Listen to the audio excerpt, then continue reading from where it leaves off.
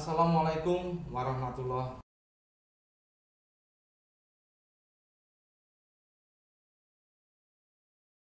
Selamat berjumpa lagi. Semoga rekan-rekan semua dalam kondisi sehat walafiat tanpa kurang suatu apapun. Di era pandemi ini tidak terdampak sedikit apapun, begitu Pak ini. Yeah. Dan kebetulan sudah hadir di samping saya Bapak Eni Astianto, salah satu pimpinan di PDM Kota Yogyakarta. Nah, ini kebetulan beliau merupakan warga Kota Gede. Yeah, nah, sip. karena kebetulan kita akan membahas masalah Kota Gede ini sebetulnya. Muhammadiyah di Kota Gede itu Pak Eni. Artinya ada sesuatu hal yang unik ini kalau kita cermati, bahwasanya dulu dalam perkembangan atau mungkin perubahan-perubahan Islam yang diawali dari Sunan Kalijogo, kemudian ada nanti Kiai Haji Ahmad Dahlan, kemudian Muhammadiyah saat ini pasti ada benang merahnya ya kan Pak? Betul. Nah, mungkin Pak ini bisa sedikit cerita, karena sebetulnya untuk kalau kita berbicara Muhammadiyah di Kota Gede itu Muhammadiyah cukup kuat itu. Iya. Ya, monggo Pak ini Jadi, bisa cerita Pak. Kota Gede terkenal sebagai kota berdirinya Kerajaan Mataram, ya. Kemudian di situ Panembahan Senopati menempatkan ada kerajaan, ada alun-alun, ada pasar. Nah, disitulah tumbuh struktur masyarakat, ada pedagang, ada kaum terdidik, ada prajurit ya, dan sebagainya ya.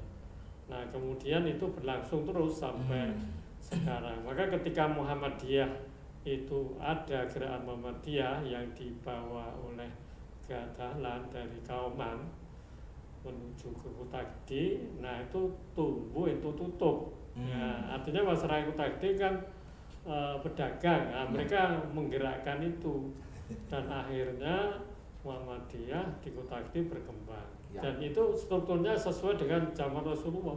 Zaman Rasulullah itu kan bisa berkembang karena Rasulullah didukung oleh pedagang, saudagar pada waktu namanya. Saudagar terus berkembang, you know? Kemudian juga Muhammadiyah Dahlan itu juga ketika awal-awal perjuangan juga dukung oleh saudagar, pedagang batik ya, saudagar. Nah, Kota Gede pedagang maka menyambut, maka di Kota Gede terus kemudian berkembang Muhammadiyah itu. Nah, itu sama lah. Tapi ada satu yang menarik Pak ini. Jadi begini Pak ini. Kalau kita melihat perkembangan Islam baik itu nanti dari zaman Nabi, kemudian sampai yang kita ceritakan tadi di Kota Gede, itu kan ada dua pilar Pak ini. Satu yaitu pilar agama, atau di sini nanti kan baik itu tentang tauhid dan lain sebagainya. Yang kedua tentang ekonomi. Jadi masyarakatnya sebetulnya harusnya memperhatikan betul ekonomi. Seolah-olah kan begitu Pak ini. Di Kota Gede diwakili dengan ada masjidnya dan ada pasarnya. Ya. Keratonnya malah nggak ada loh Pak ini. Oh iya, tidak ada. Ya. Jadi memang pilar yang pertama adalah pedagang itu. Jadi ada pedagang, kemudian ada masjid. Ya, itu memang yang harus kita perjuangkan sampai sekarang.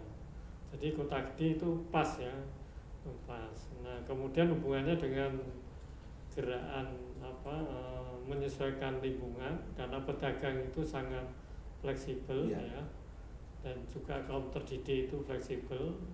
Dulu kan kalau di Mataram itu kan juga masyarakatnya ada abangan, ya, makanya bergaul dengan kaum abangan di Kota Gede itu yang Muhammadiyah tidak ada masalah.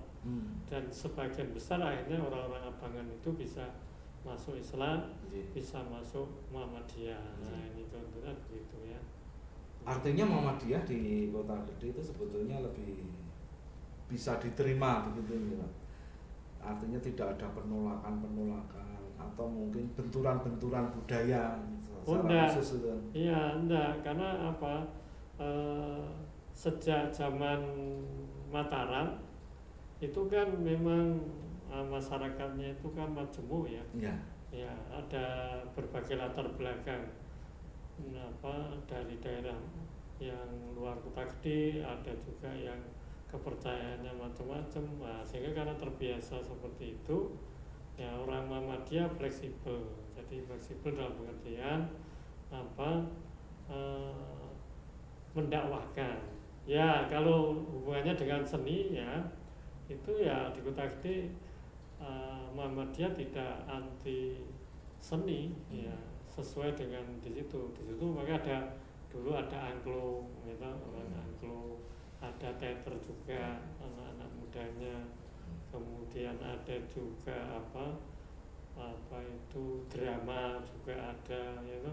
Ya. Nyanyi juga ada, Kutakdi itu kan nyanyi ada juga, kelompok-kelompok nyanyi, ada juga kelompok pencak silat. Wah, di Kutakdi itu ada loh kelompok pencak silat namanya.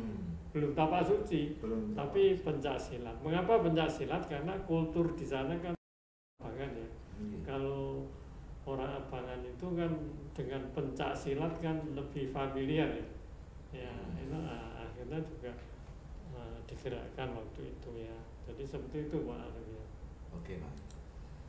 Baik Pak ini. Jadi kalau kita cermati betul lagi Pak ini kita melihat apa kultur-kultur budaya yang ada apa namanya masuknya Islam terutama di Jogja itu kan unik sekali Pak ini. Ada kalau kita lihat di mana daerah dulu di Demak itu artinya dari Kanjeng apa Raden Fatah pada saat itu Raden Fatah sebagai raja, kemudian mempunyai pusaka yang dulu dipelopori oleh Sunan Kalijogo dan Sunan Bonang, yaitu mengenai gamelan. Nah, gamelan itu dari dulu sampai sekarang itu kan ternyata masih ada dan masih terpelihara, gitu Pak. Nah ini konteksnya dengan hasanah Islam itu gimana ini Pak?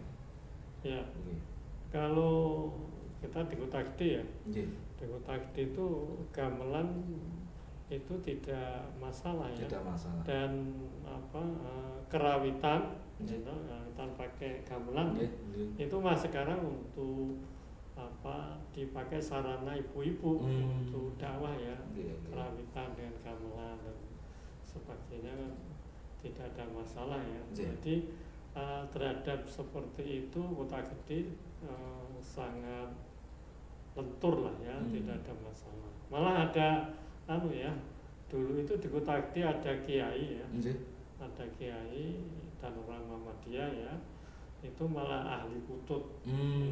Ya, kutut itu kan, kutut itu kan suatu kelainan Jawa ya, simbol orang hidup itu harus ya ideal punya kutut ya. Nah ini ahli kutut dan apa bisa jadi juri ya tingkat nasional, dan kutut itu berkembangnya di Kutakdi. Kalau orang cari kutut yang bagus itu biasanya ya di Kutakdi. Ya, ini contoh ya, artinya bahwa Islam itu Muhammadiyah terutama itu tidak berbenturan dengan apa yang terjadi di masyarakatnya kan itu ya. Baik Pak ini. Jadi artinya begini Pak ini, bahwa bermuhammadiyah itu kita mungkin bisa lebih banyak berguru atau apa lebih banyak kita belajar dengan kultur yang ada di Kutakdi yang sedemikian majemuknya masyarakatnya dengan banyak macam itu, ternyata Muhammadiyah malah justru kuat gitu kan. Nah ini mungkin kita perlu ada penekanan di situ. Nah, mungkin ada pesan lagi Pak ini. Jadi apa yang ada di lingkungan itu ya kita isi, tidak harus dalam artian kita merombak dalam pengertian yang ekstrim. Contoh di Kutakdi itu Muhammadiyah kuat. Nah di situ ada pasar lambang dari Mataram ya, Mataram. Kemudian ada namanya pasar legi itu. Ya Dumeh Muhammadiyah kuat itu. Tidak harus pasar legi, jenenge pasar legi. Itu jenenge Jawa harus dirubah. Kan enggak, ya tetap pasar legi. Dari zaman dulu, dari zaman Mataram namanya pasar legi. Nah sekarang pun jenenge ya pasar legi kan. Nah, itu loh, itu contohnya. Ya mungkin kalau dari sisi masjid Pak ini, ya. Oh ya, dari situ masjid dari ya. sisi masjid, setahu saya loh Pak ini, masjid-masjid yang dulu ya, kalau sekarang kok kita kayak berubah itu. Dulu itu Masjid Muhammadiyah itu selalu menggunakan nama di mana masjid itu berada. Oh iya, gitu. Jadi ini kalau masjid itu di Kota Gede itu ada masjid yang awal itu ya hubungannya dengan Kerajaan Mataram, namanya Masjid Gede, Kota Gede, dengan arsitektur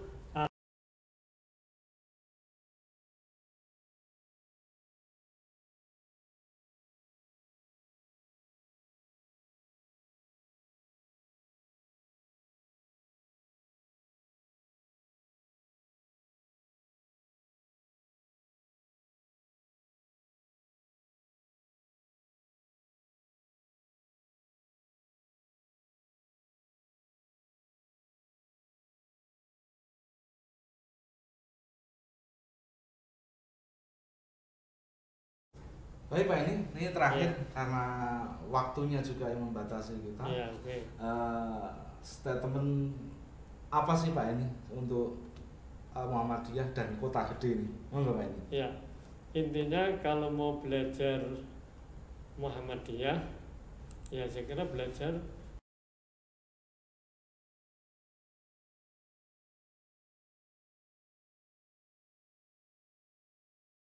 dan berkembang dengan baik.